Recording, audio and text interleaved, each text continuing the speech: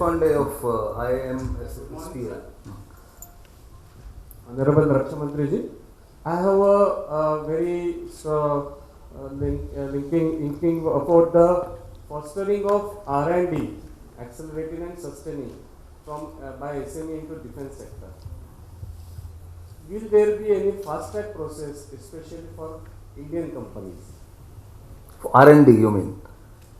For the procurement of the products which are designed and developed by Indian companies in association with the Ministry of Defence, will there be any fast track process for acceleration so that R&D is not killed by time delays? No. R&D capabilities are not killed by what you say, procedural delay. It takes 2 years. I have taken a note of what you said. I agree with you that if someone develops something and then he has to wait for 3 years to get the order, his full initiative and cost of sustaining till then becomes prohibitive. Yes. I think you write in detail. I will examine how I can do something about it. I think that is what is the change, that you are asking people to write to you directly and you can email and or send a hard copy through a speed post.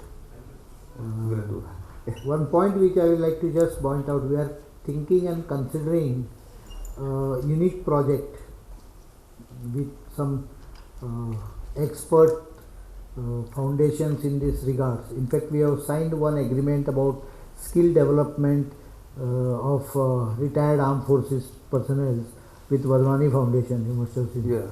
With them we are also working, where they will, through IITs and other involving IITs and other engineering and technical institutes, they will provide us a platform for selection, whereas the government could consider granting some money for innovative product development, what you call as startup, basically something like that could be, because startup we have talked about it, but India needs something in thousands startups. So we are thinking of in next 3 to 4 months work out this.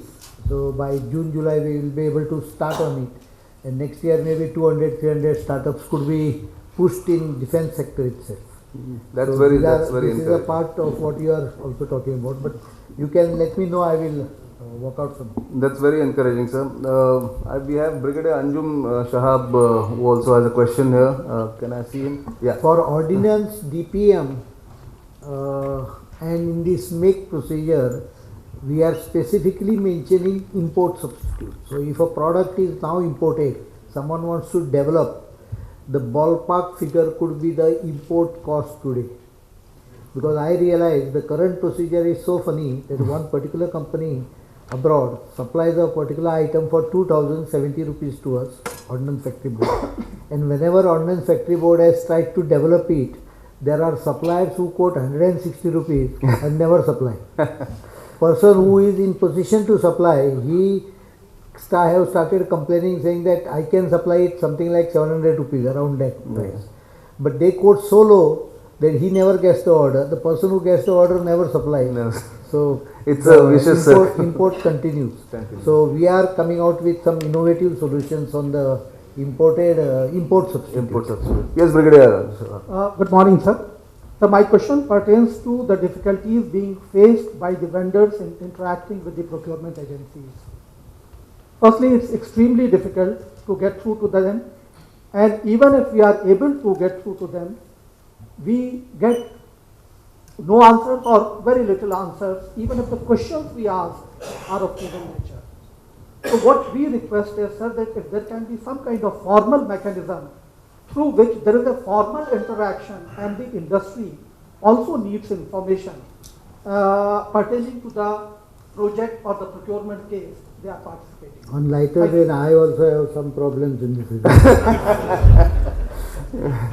I hope comments are not quoted out of context. I see you don't get the familiar faces. Yes. But, many of them actually.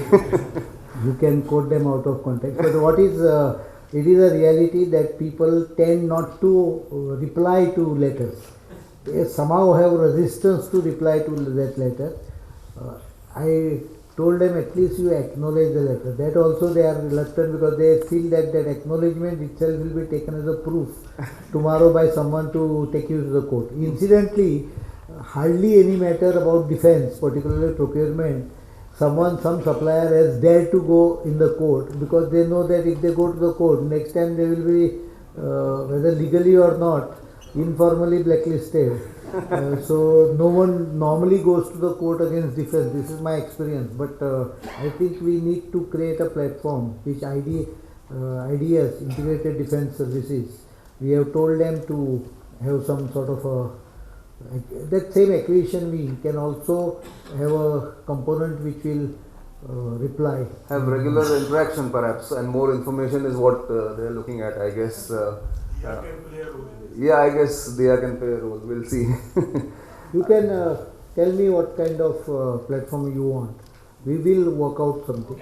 Yeah. Though I don't guarantee that it will become totally transparent from day one, but we can start.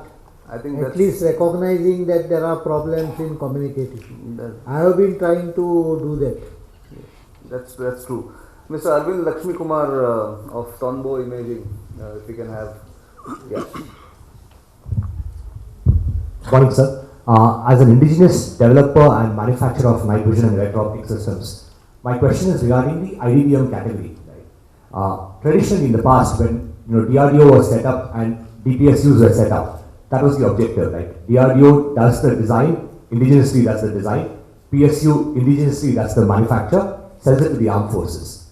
But over the course of years, what's happened is the design part of it, which is done by DRDO, and traceability, right? It's very seldom indigenous. A lot of it is bought out components. The PSUs essentially take that bought out component or work with the foreign counterpart and manufacture it and supply. So in principle, although IDBM is supposed to be indigenous design and manufacture, and we do tout in all our nationalistic pride that we have the capability, we have designed and built it. If you go back to the traceability of the indigenous content in that, that's very, very limited, right? And that's the reality.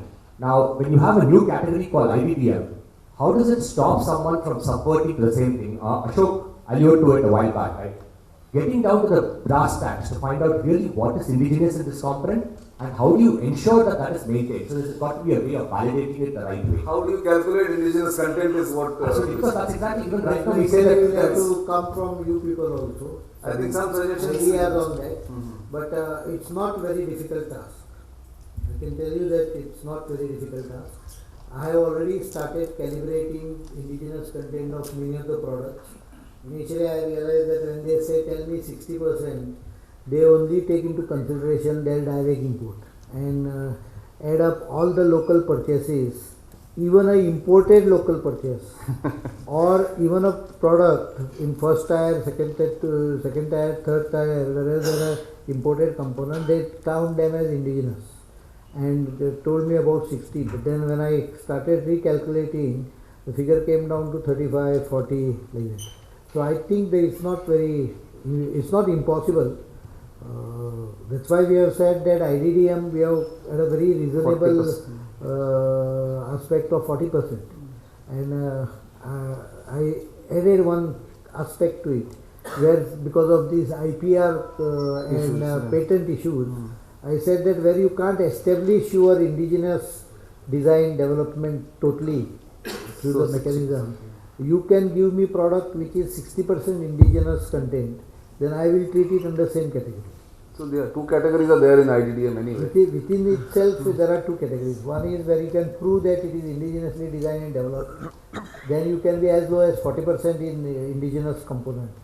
Or you can't prove it, though you might have done it or partially done it. Then you can attain indigenous content of 60% and get the priority category.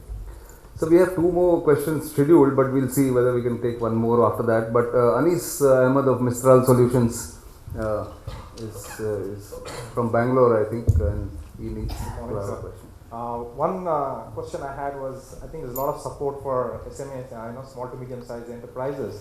But one challenge we have is mobilization of capital. So sometimes I have a project R&D, we've been doing a lot of R&D projects almost 18 years now. So if I have to do a project, I have to wait for 2 years, 3 years for my money to get realized. So if we can get more mobilization advance against a bank guarantee, so that at least we have the money for operations and not have to wait for 2 years till we realize our money. No, but against what? Against a bank guarantee. Against an order. Against order. I think that could be considered. For example, this make procedure, initially there was resistance, but we have already agreed for 20% upfront payment against bank guarantee to be adjusted in the last phases. That means we are taking care that the 20% advance given is not adjusted in the first step payment. At least 50%, because anyway your money No, is this safe. this is for make procedure. 20% is for make procedure, but you are asking for. Because you're doing R&D, engineering R&D. costs, people costs. No, wherever there is a definite SO order, supply order, we can consider this higher percentage. You can maybe send him a suggestion on this, and maybe DIIA can do that. I think. There are many people who may faint in my department. If I propose them to The money is safe. The bank, against a bank guarantee. No, I know. So But- no risk. No risk there. Ravi Kamepalli from Logical Solutions also had a question. You're from Hyderabad, if I am not mistaken. Can you take the mic, please, Ravi? Sir, namaskar, sir. My name is Ravi from Logical Solutions. I do a lot of engineering service and prototype development. Sir, is it possible to increase offset multiplier of 1.5x to 3x for MSMEs? After all, it makes small difference in value. This will have to be properly examined. It should not happen that by giving more incentives, incentivizing certain sector or certain type of product, by giving it too much leverage, the possibility of fraud also increases. So while I do not mind considering your viewpoint, unless I work out a proper procedure, I don't think it is advisable to do it, unless there is a very clear-cut guideline which can ensure that because I also know that there are some companies who are in offset trying to create a situation where there is no technology involved, they are just involving some small scale to virtually get the product from back door. Sure. I have identified one or two, and I have told my concerned department to maintain details about offsets claims, so that we can analyze and find out which are the companies which are attempting to misuse the procedure. But I don't intend to put more procedure in place so that it becomes more difficult. But I will identify and keep a watch on them so that they don't use them. Your suggestion, if you can come out with mechanism to ensure that this does not happen, can be considered. Thank you, sir. I'll settle, sir. So balance is required. I think Admiral Ravi, one of the old timers, he's here, sir. He's somebody who everybody knows. But can we have a mic to him, please? So that sir, take the mic, please. This is just a suggestion to your first answer regarding Sir, close you were talking about the army and the turnaround within the service. Now, the Navy has, it seems, found a very good solution, very workable solution, as you could see in the question of ATV, for instance. I retired 26 years ago, but I can cite today. Don't look like. I can cite today at least half a dozen who started as a lieutenant in this project and who have gone up to Vice Admiral. So it is not. I'll check up. It should be possible. That is one. Navy manages many things. The other thing is appeals. The subject is reliance on defense, design and development. Now we are at and you have talked about submarine quite a few times, mentioned submarine quite a few times. Now this 75I is in an advanced stage. Now, as you know very well, as most of us in the Navy know very well, one of the most serious lacuna we have is in the design capability of submarine. Now, would we consider ensuring that in the RFP we incorporate this minimum requirement of design collaboration and finally to participate in what you call a validation of the indigenous design. Thank you. It's a good question, but there is exactly the reason why I said that you cannot have too many shipyards doing submarine building for you. Nowhere it is in the world, even in US, I think there is not more than 2 or 3. So wherever it is submarines are built, only 1 or 2 shipyards develop that capacity. Possibly, in order to have design and development, the shipyard will require a long-term support and guarantee of supply. Many times people ask me, why don't you give orders you are giving to OFBs or PSUs to private sector. I examined OFB requirement, the ammunition requirement. I found that army buys ammunition for 2 years and then because of some reason which is valid doesn't buy that ammunition for next 2 years. The OFB still retains the capacity, spending crores of rupees. Private sector won't be able to do that. So the ammunitions of new generation which is not manufactured by OFB, we are identifying for private sector to develop with at least 10 years perspective plan for its supply. So when someone from private sector comes into the picture, we will have to work out a guarantee or a program supply line for at least 10 years with him. Now the advantage with OFB is I can stop the supply. With the private sector, if I stop the supply, either I will have to pay the damages to him, which should be the condition. That becomes an aspect which is slightly problematic in many of the. That actually reflects on the indigenous supplier also. Suddenly he finds himself without order because the army or air force or navy doesn't buy that item. The OFB doesn't make it. Therefore, their sub-suppliers can't supply. So this chain is a basic problem for any, but at the same time the country can't escape the capacity sustenance. So in submarine this is very important that if you want to develop the design, then you will have to sustain it for that developed designs and also sustain the manpower because they are specialized welders, they are specialized people who work on the submarine.